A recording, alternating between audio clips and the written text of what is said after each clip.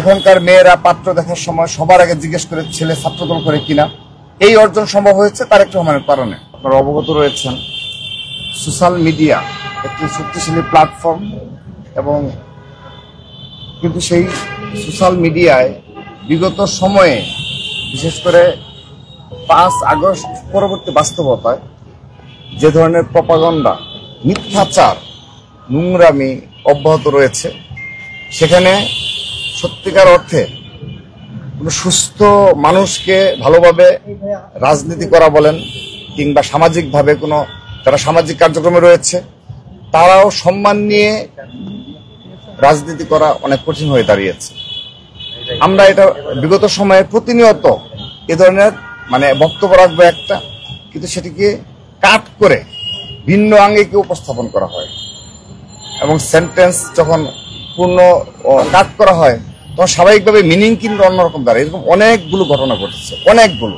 কিন্তু সব ঘটনায় তো আর আমরা আইনানুগ ব্যবস্থা নিতে পারি না, কিংবা আলটিমেটলি এটা হয়ে যায় এরকম ভাবে সোশ্যাল মিডিয়ায় ব্যাশিং হয়ে যায়, কিছু করার থাকে না।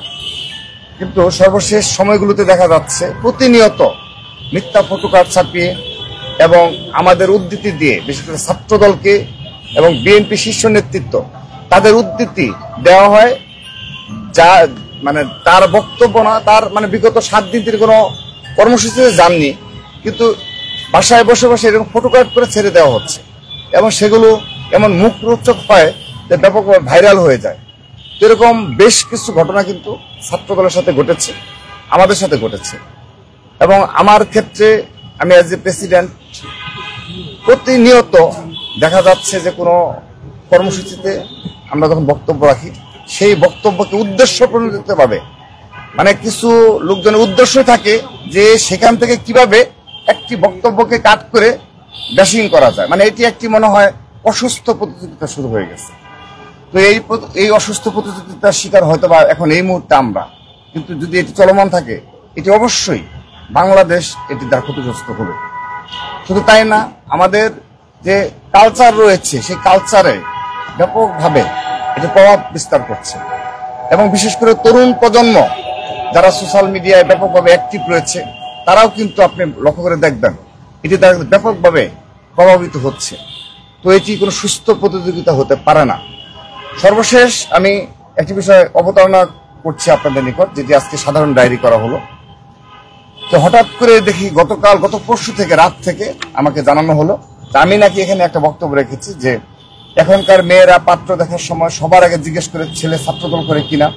এই অর্জন সম্ভব হয়েছে তারেক রহমানের কারণে। এই ধরনের একটি অবান্তর মিথ্যা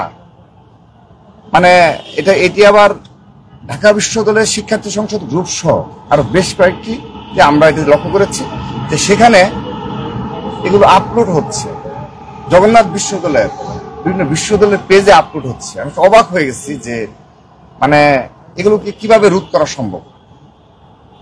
তো আমি বিগত সময়েও বেশ কিছু ক্ষেত্রে এই ঘটনাগুলো ঘটে চলেছে অব্যাহতভাবে। আজকে আমি শুধুমাত্র এই ইস্যুতে আজকে যারা এগুলো আপলোড করেছে, বিশেষ করে আপনি একটা বিষয় লক্ষ্য করে দেখবেন যে আমি যেটা অবাক হয়েছি, এখানে নেটওয়ার্ক পাওয়া যায় না সেজন্যই হচ্ছে। এখানে একটা আইডি রয়েছে ADHORA, অধরা খান একজনের এক নারীর আইডি রয়েছে। সেই নারীর আইডিতে এটি আপলোড দেওয়া হয়েছে। আমি কেন তারটা প্রথম দেখাচ্ছি, আপনি দেখবেন তার আইডিতে আমি নিজে ঢুকেছি, আমাকে দেওয়া হয়েছে। সেখানে দেখা যাচ্ছে তার একটি প্রোফাইল পিকে লাইক করে হাইস্ট 1K or 500 700। আর যখন সে তার পুরো প্রোফাইলে আপনি দেখবেন যে কখনো এর বেশি লাইক করে না, 1K হাইস্ট 2K 3K। আর সেখানে সে আমার এই ফটো কাট করে 140K লাইক পেয়েছে, ভিউ পেয়েছে, মিলিয়ন ভিউ পেয়েছে। অর্থাৎ সে তো এটা নেশার মতো হয়ে গেছে। এটা অসুস্থ প্রতিযোগিতা যে সে এটা আসলে ভাষায় পড়াশোনার মতো না। এই ধরনের একটা অসুস্থ প্রতিযোগিতার মাঝে আমরা রাজনীতি করে চলেছি। এখন এখানে কিছু বলার নেই। তো আমি আপনাদের নিকট আবারও করছি যে তার প্রোফাইলে গিয়ে দেখবেন যে তার কোনো পোস্টে সে প্রতিনিয়ত পোস্ট করছে, সেখানে 1K এর উপর লাইক করে না। আর সেখানে আমার এই ফটো কার্ড তৈরি করে সে 140K ইতিমধ্যে লাইক, কমেন্টস তো আছে, শেয়ার আছে, তো এটি তো তারা মজা পেয়ে গেছে। তো আমি সে কারণে এই ইস্যুতে সাধারণ ডায়েরি করলাম শাহবাগ থানায়। আমি আশা রাখবো তরুণ প্রজন্ম এবং বিশেষ করে যারা এই গভর্নমেন্টের নিকট আমার পুরো দাবি নেই, কারণ সেই 5 আগস্টের পর থেকে যতবার যত দাবি করেছি সেটি পূরণ করার মতো সামর্থ্য তাদের নেই। কারণ তারা একটা পুরোপুরি আইন শৃঙ্খলা রক্ষাকারী বাহিনীকে পুরোপুরি নির্লিপ্ত অবস্থায় রয়েছে, তাদের কোনো কমান্ড মাঠ পর্যায়ে নেই।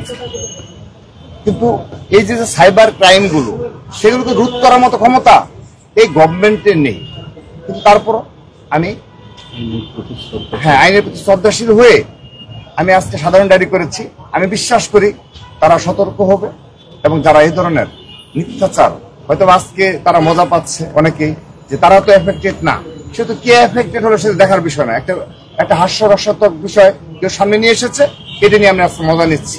কিন্তু টুডে টুমরো অবশ্যই বড় কোন ইস্যুতে বাংলাদেশ ক্ষতিগ্রস্ত হবে, এই রাষ্ট্র ক্ষতিগ্রস্ত হবে।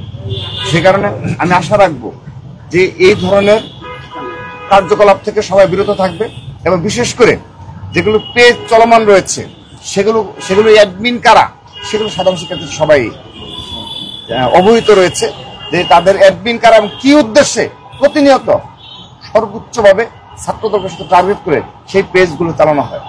মানে যদি এমন হয় যে আমরা যদি 7 দিন কোনো প্রোগ্রামে নাও যাই, তারপরে তারা বানিয়ে কিছু বিষয় সামনে নিয়ে আসার চেষ্টা করে। খুবই দুঃখজনক এই ধরনের ঘটনা ঘটছে। প্রতিটি ক্রিয়ার এবং প্রতিটি ক্রিয়ারে কিন্তু বিপরীত প্রতিক্রিয়া রয়েছে।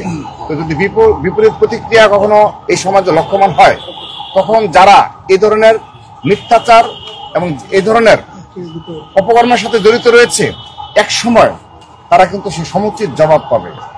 সেজন্য আমি তাদের সতর্ক করছি, তারা যেই হয়ে থাকুক, যে বট বাহিনীর মালিক তারা যেই হয়ে থাকুক না কেন,